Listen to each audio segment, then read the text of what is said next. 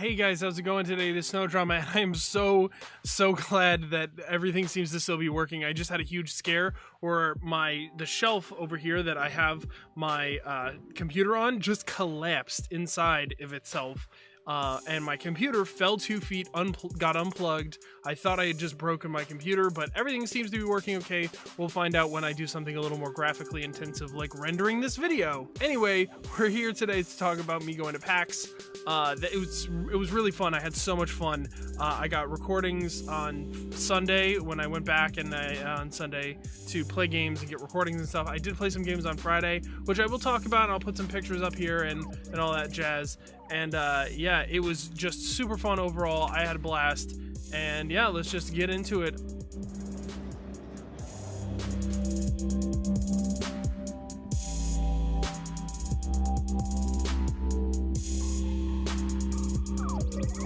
I left about 10:45, and by the time I got to on the road heading towards PAX, it was noon.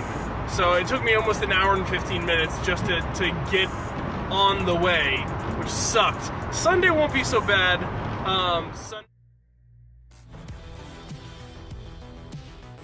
Alright, so first up we've got Grid by Antab Studios. Now, this game is a fantastic retro arcade shooter with an 80s cyberpunk theme, which is really exciting. That's what drew me into the game originally, was the 80s cyberpunk graphics. It reminded me a lot of Tron, Hackers, Rez, things like that.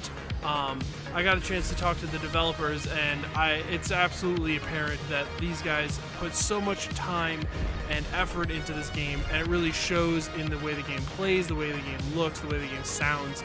Everything it screams 80s cyberpunk.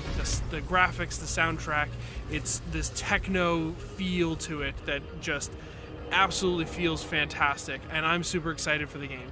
The game is coming out on Xbox One and PC, and I'll leave links in the description to gridgame.com, which is the website for the game, as well as their Twitter, so you can keep up to date with what they're doing. And I'm really excited for this game, so I'm hoping to get my hands on it as soon as possible. So it is day 2 of PAX, and they opened up the overflow parking, and I'm in the wrong one, so I have to walk like 16 minutes to PAX, and it sucks.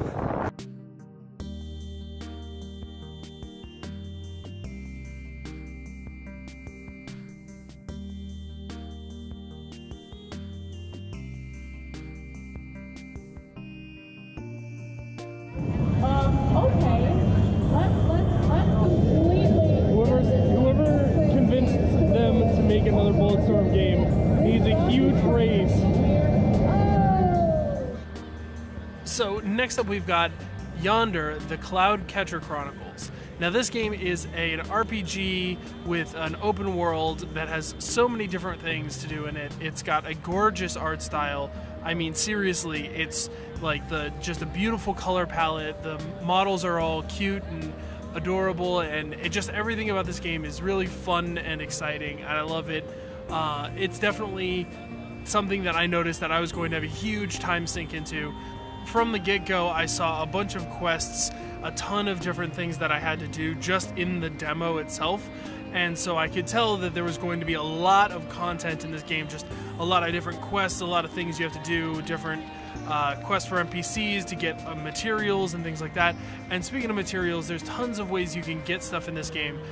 You end up getting a bunch of tools. I got a sickle, a hammer to break rocks, the sickle to cut grass, an axe to cut down trees, and a seed pouch to even replant the trees that I had axed down. So there was a lot of ways to get a bunch of resources, so I could tell that a lot of the game was going to be involved getting resources and then using those resources to do something. In one of the quests, I ended up building a dock on the beach by bringing a bunch of rocks to build a foundation. So there was definitely something really special about the whole experience of collecting the stuff. It was it was very easy to collect the stuff, and the game overall was just a really fun experience. So I'm super excited to get my hands on the game. The game is coming out on June 18th, and it's coming to the PC and PlayStation 4. Check out below for a link to their website where you can go watch the trailer, which definitely showcases the graphics better than this footage.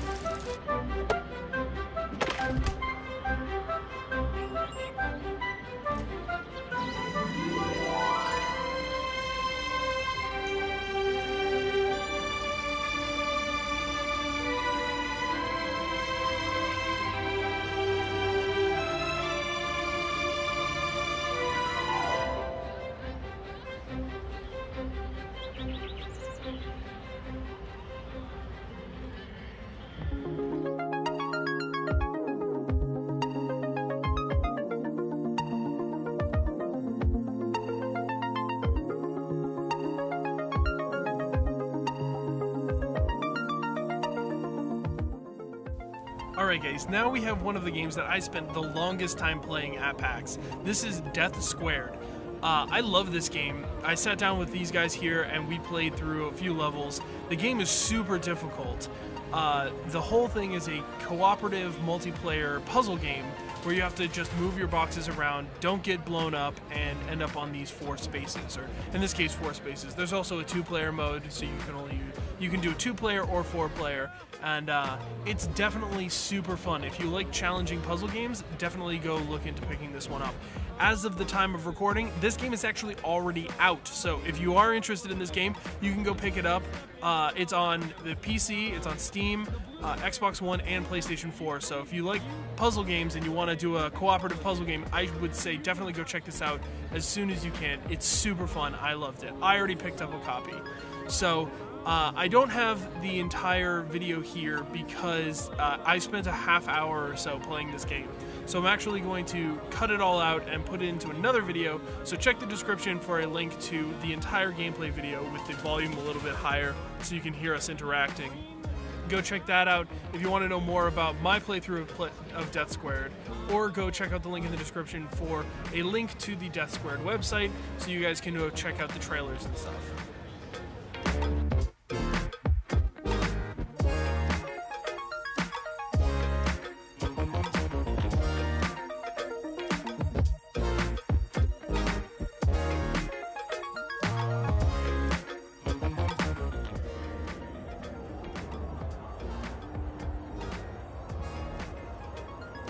Alright, so next up guys we have Flint Hook. Now this is a game that I totally missed because it was on my radar for a while and I stopped paying attention, and then it just blindsided me at PAX this year, so I was like, of course I'm going to play this game.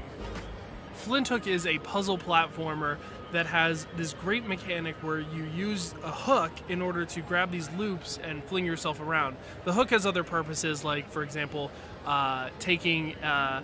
throwing it at an enemy with a bubble on it to pop the bubble so you can actually do damage, because the bubbles will deflect your bullets and things like that. It's a really cool mechanic and it feels fantastic. It feels like it should, and that's one of the best parts about the game, is that the controls in this game are super tight, super easy to understand. I never once questioned like, oh, I thought I threw it, slightly to the left. It always seems to do exactly what I want it to do, so this game just feels really good.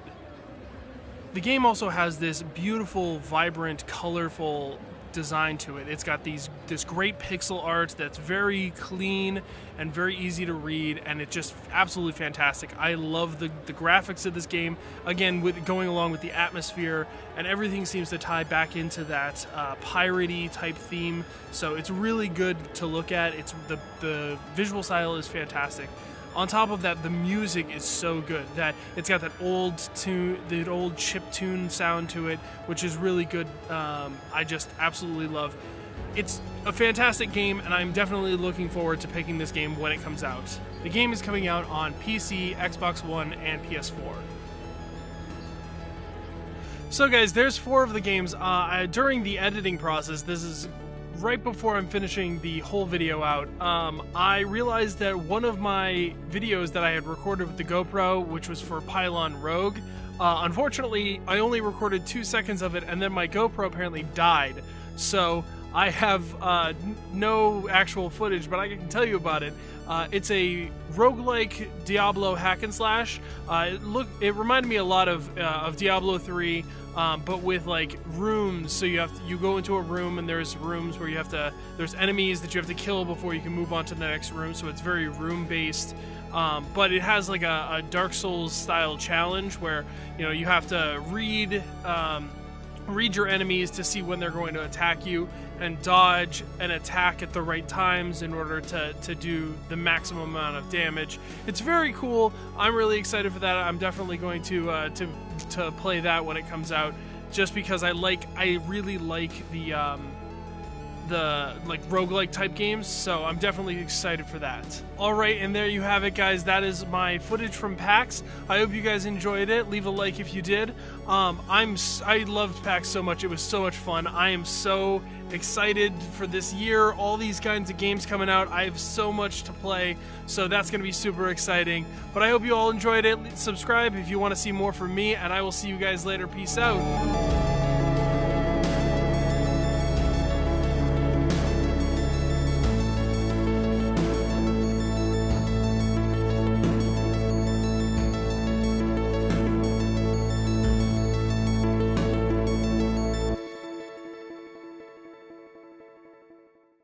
Hey guys, how's it going today? This Snow Drama, and I am so glad that everything seems to still be working. I just had a huge scare where the shelf over here that I have my computer on just collapsed inside of itself, and my computer fell to on the road heading towards PAX. It was noon, so it took me almost an hour and 15 minutes just to get on the way, which sucked. Sunday won't be so bad. L2 feet got unplugged. I thought I had just broken my computer, but everything seems to be working okay. We'll find out when I do something a little more graphically intensive, like rendering this video. Anyway, we're here today to talk about me going to PAX. It was really fun. I had so much fun. I got recordings on Sunday when I went back on Sunday to play games and get recordings and stuff. I did play some games on Friday, which I will talk about, and I'll put some pictures up here and all that jazz. And yeah, it was just super fun overall. I had a blast. And yeah, let's just get into it.